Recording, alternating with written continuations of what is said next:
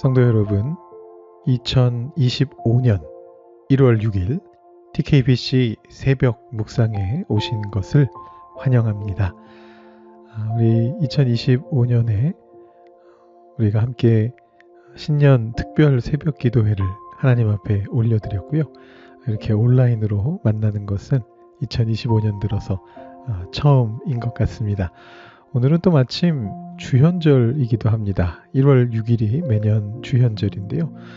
그래서 사실 오늘 TKBC 새벽 묵상은 여러 가지가 좀 섞인 그런 시간이 될 것 같습니다. 여러분들께 좀 미리 양해를 부탁드립니다. 오늘은 세 가지가 섞여 있게 되는데요. 첫 번째로는 우리가 늘 했던 것처럼 우리가 월요일마다 주일 말씀을 다시 한번 돌아보는 시간 가지고 나눔 질문을 생각해보는 그런 시간이 있습니다. 거기에다가 무엇이 추가되느냐 하면 오늘부터 시작되는 이 성경 통독에 대한 가이드 부분을 여러분들께 조금 소개해드리는 그런 시간을 가지려고 합니다. 우리가 올해부터 우리 새벽 묵상 시간을 통해서 성경 통독을 함께 진행하게 되는데요.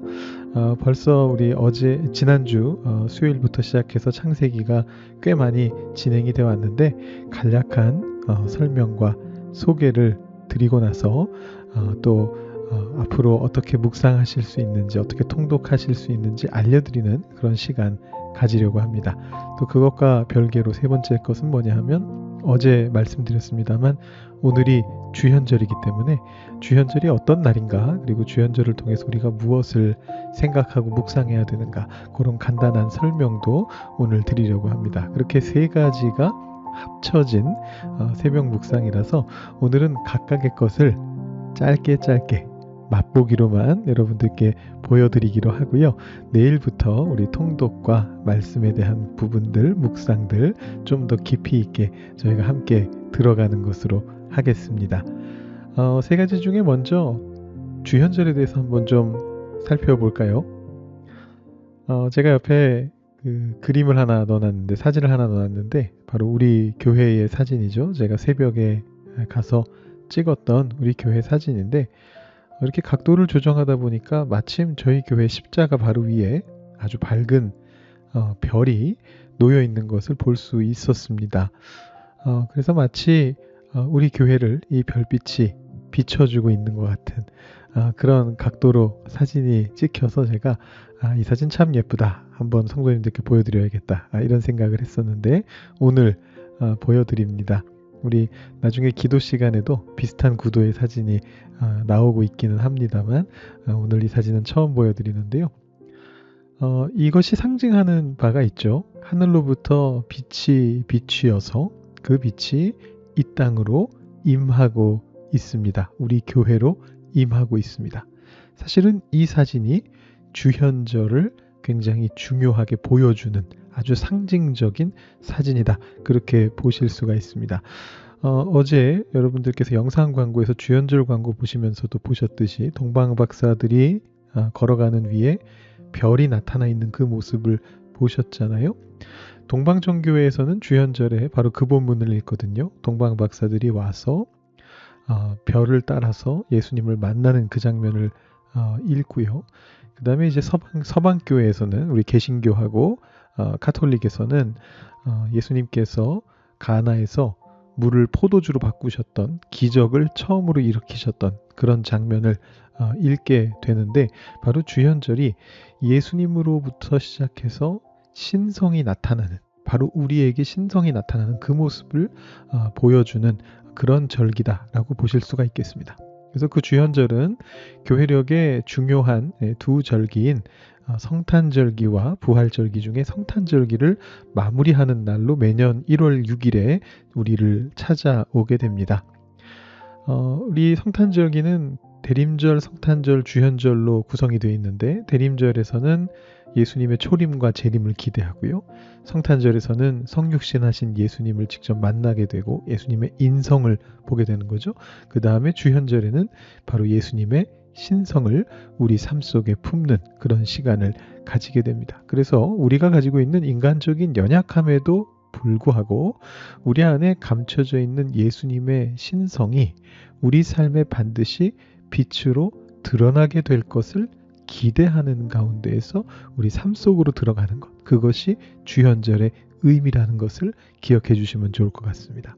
여러분들께서 오늘 기도하실 때 오늘이 주현절이라는 것 기억하시고 이 빛이 여러분들을 비추고 있는 이 그림을 좀 기억해 주시고 그 모습을 머릿속으로 떠올리시면서 하나님의 빛이 나에게 임해서 내 삶 속에 그 빛이 드러날 수 있게 해주십시오. 이렇게 기도하시는 시간을 가지시면 좋을 것 같습니다. 자, 주현절에 대해서 이렇게 좀 설명드리고요. 짧게 설명드린다고 했는데 설명을 하다 보니까 또 금방 길어지네요. 우리 다음 내용으로 한번 넘어가 보죠. 자, 우리 오늘부터 함께 성경 통독을 같이 진행하게 됩니다. 우리가 지난주부터 쭉 원래는 한 3장 정도씩 계속해서 읽어왔어야 됩니다. 여러분들께서 아마 읽어오셨을 것이라고 기대하고요.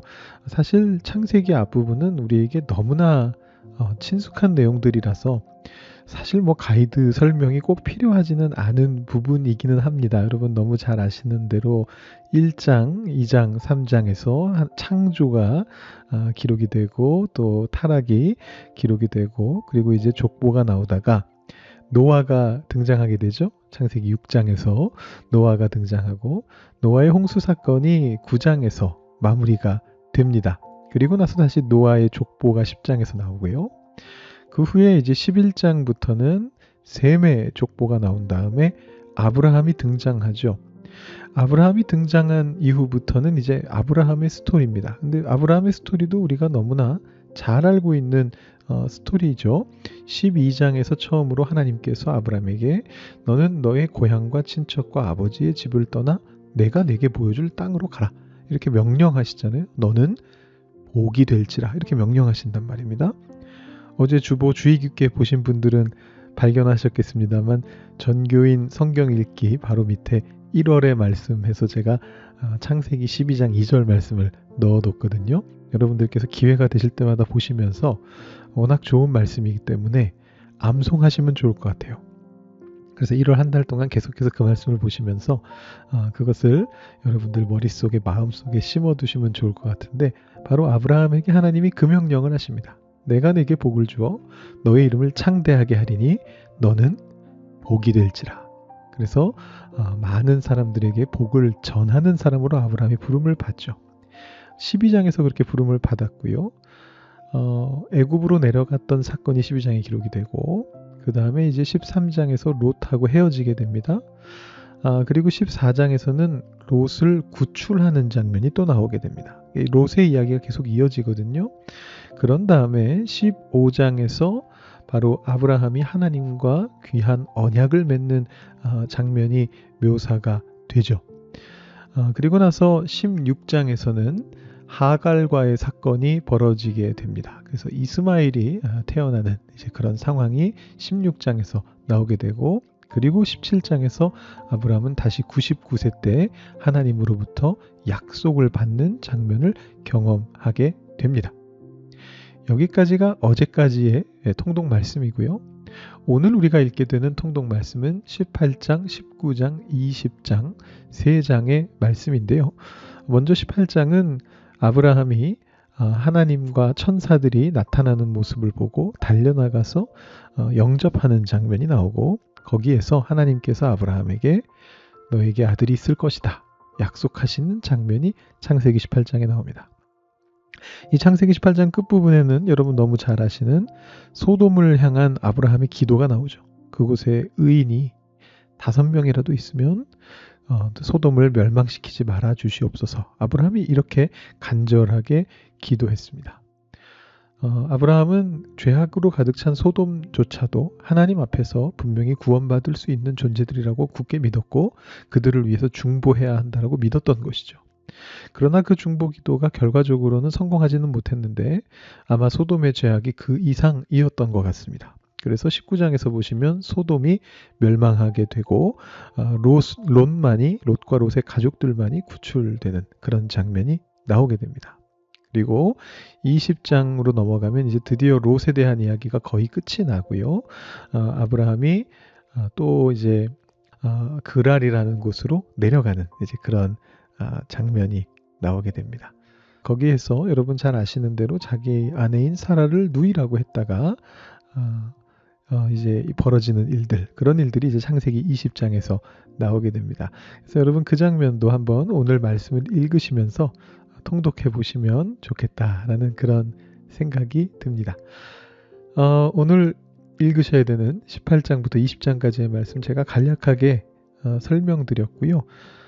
앞으로도 이런 식으로 설명을 드릴지는 제가 잘 모르겠습니다. 제가 한번 준비를 좀 더 해봐야 될 것 같아요. 그래서 내일도 이렇게 21장부터 내일 읽으셔야 될 말씀을 줄거리를 여러분들께 소개해 드리는 게 좋을지, 아니면 그 안에서 어떤 중요한 부분들을 짚어 드리는 게 좋을지 제가 한번 또 준비를 해봐야겠습니다만, 여러분들께서 이렇게 매주마다 매일마다 말씀을 통독하시면서 함께 묵상하시며 따라오실 수 있다면 좋겠다라는 그런 생각을 해보면서 오늘 이 부분도 마치게 되고요.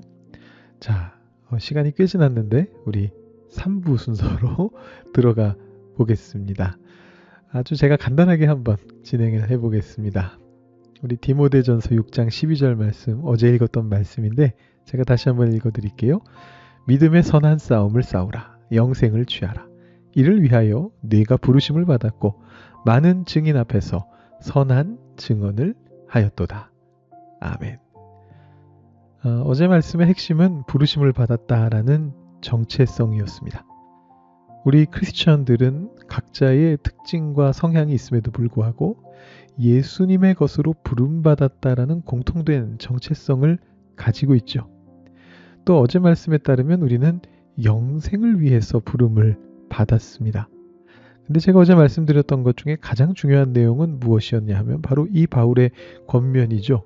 우리가 영생을 붙들어야 한다라는 것입니다.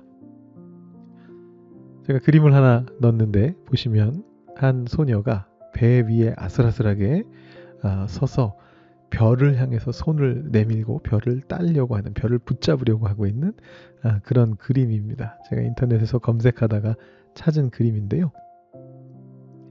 바로 이것이 우리가 영생을 붙잡는 모습이죠. 제가 어제 그런 비유를 들었지 않습니까? 배 위에서 공을 손에 올린 채로 가만히 서 있기가 힘들다. 우리는 그 영생을 붙잡아야 된다. 붙들어야 된다. 믿음의 선한 싸움을 싸워야 한다. 바로 그것이 바울이 우리에게 해주었던 권면인데, 왜 그래야 된다라고 말씀드렸습니까? 바로 영생은 그 자리에 얌전히 있으나 우리가 흔들리고 있기 때문이죠. 그래서 우리의 어떤 삶 속에서 우리는 하나님의 영생을 붙잡기 위해서 애써야 됩니다. 그리고 그 영생이 우리 삶 안에서 빛을 내게끔 만들어야 됩니다. 그 영생을 이 땅에서 살아내는 방법은 다를 수 있습니다. 사람마다 다르고요. 시대마다 다르고요. 장소마다 다르고 또 공동체마다 다를 수가 있습니다. 영생은 그대로 있으나 우리가 그 영생을 어떻게 추구하느냐는 우리의 삶과 밀접한 관련이 있기 때문입니다. 우리 여기서 조금 추가적으로 제가 말씀드릴 것은 뭐냐 하면, 제가 어제 이 부분을 강조하기 위해서 영생이라고 하는 것이 죽은 뒤에 가는 하늘나라라기보다는 이 땅에서 그 영생의 가치관을 어떻게 살아내는 것을 말하는가라고 말씀을 드렸는데요. 어제 예배 마치시고 그 부분에 대해서 저한테 질문하신 분이 계셨어요. 죽은 뒤에 가는 하늘나라는 그러면 영생이 아닙니까? 이렇게 질문하신 분이 계셨는데요. 제가 어제 짧은 시간 안에 중요한 주제들을 다루느라고 거기까지 다 말씀드리지 못했기 때문에 그런 오해가 조금 생겨나실 수는 있겠다라는 생각이 듭니다. 당연히 죽은 뒤에 가는 하늘나라도 영생입니다. 그런데 그 영생의 차원이 죽은 뒤에 가는 것으로 끝나는 것이 아니고 그것을 넘어서 지금 이 순간 우리의 삶까지 영향을 미친다라는 것이 바로 이 영생이라는 개념의 아주 중요하고 복잡한 차원 중에 하나입니다. 그래서 그 두 가지 사이에서 헷갈리시면 안 되고요. 중요한 것은 죽은 뒤 가는 하늘나라도 우리에게 너무나 소중하고 중요한 곳이지만 지금 이 순간 우리의 삶 속에도 하나님의 영생이 영향을 끼친다라는 것을 꼭 기억하셔야 된다라는 것을 말씀드립니다. 이 시간에 우리 나눔 질문을 잠깐 생각해보고 오늘 새벽 묵상 마치면 좋을 것 같습니다. 질문이 2개 보통 제가 준비를 하는데 이번에는 사실은 새해 첫날이라서 제가 2번째 질문은 사실 질문이라기보다는 그냥 다짐 같은 개념이거든요. 그래서 제가 오늘은 첫 번째 질문과 2번째 질문 한꺼번에 여러분들께 드리고요. 여러분들께서 직접 생각해 보시고 고민하신 다음에 직접 기도해 보시는 것으로 오늘 새벽 묵상을 마치시면 좋겠다라는 생각을 해봅니다. 여러분 나눔 질문 가지고 기도해 보시고 오늘 새벽 묵상 마치시기 바라고요. 제가 광고 하나만 드린다면 오늘 고 유근국 집사님의 장례 예배가 드려집니다. 영 셰퍼드 쪽에 있는 비크로프트 길로 들어오시면 욕 세미터리가 있습니다. 그곳에 있는 건물로 찾아오시면 채플에서 오늘 아침 10시에 예배를 드리게 되고요. 11시에 하관 예배 드리게 되고 12시에 사리원에서 함께 식사를 나누게 됩니다. 여러분 많이 참여하셔서 우리 유가족분들 위로해 주시면 감사하겠습니다. 자, 여러분 눈앞에 띄워드린 나눔 질문 보시면서 기도해 보시고 생각해 보시고 오늘 새벽 묵상 마치시기 바랍니다.